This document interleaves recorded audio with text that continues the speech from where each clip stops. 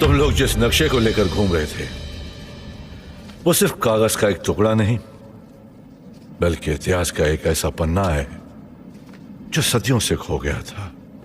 यह कहानी उस महान कहानी का एक छोटा सा अंश है जिसे हम महाभारत कहते हैं।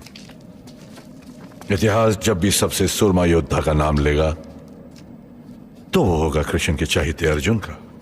लेकिन वही इतिहास ये भी जानता है कि एक और योद्धा भी था जिसके बाणों में अर्जुन को टक्कर देने की ताकत थी, और वो योद्धा था सूर्यदेव का पुत्र कर्ण,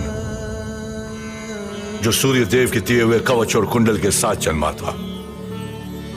ऐसे कवच और कुंडल जिनके दिव्य वरदान ने कर्ण के बाजुओं में इतना बल भर दिया कि देवता भी उसकी ताकत के सामने कांपते थे, जिनकी शक्ति इतनी थी कि ब्रह्मांड के तीनों लोकों में ऐसा कोई अस्त्र नहीं बना था जो कर्ण के शरीर से उसकी आत्मा को अलग कर सके। क्योंकि जब तक सूर्य देव का आशीर्वाद सूर्य की किरणें या चंद्रमा की रोशनी बनकर कवच और कुंडल को शरण दे रहा था, उनका पुत्र अमर था। सूर्य की किरणें जब युद्ध के आरंभ की घोषणा करती और उनके तेज से बल पाकर जब कर्ण के बाजू धनुष को थामते तो उसके धनुष से निकले हुए तीर मौत बनकर बरसते। कर्ण के इस वरदान का कहर जब पांडवों की सेना पर टूटा तब कृष्ण को एहसास हुआ कि कर्ण की शक्ति का जवाब रणभूमि में देना असंभव था।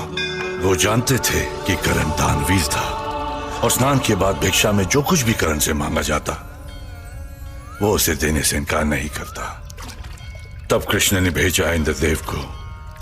इंद्रदेव ने रूप लिया एक ब्राह्मण का और कर्ण से उसका कवच और कुंडल मांगा। इंद्रदेव की यह चतुराई कर्ण ने पहचान ली, लेकिन फिर भी उस दानवीर ने उन्हें कवच और कुंडल देकर महाभारत के युद्ध की काया पलट दी। इस घटना के बाद ना ही कोई ग्रंथ ना ही कोई गाथा दोबारा कभी कवच का वर्णन करती है, परंतु कुछ कहानियां ऐसी भी होती हैं जो लिखी नहीं पुश्तों से बताई जाती हैं। और ऐसी ही एक कहानी ये थी कि स्वर्ग तक जाने से पहले इंद्रदेव ने धरती पर हिमालय के पर्वतों में एक समाधि बनाई जहां कर्ण का कवच और उसके कुंडल हमेशा के लिए रख दिए गए। बनते बनते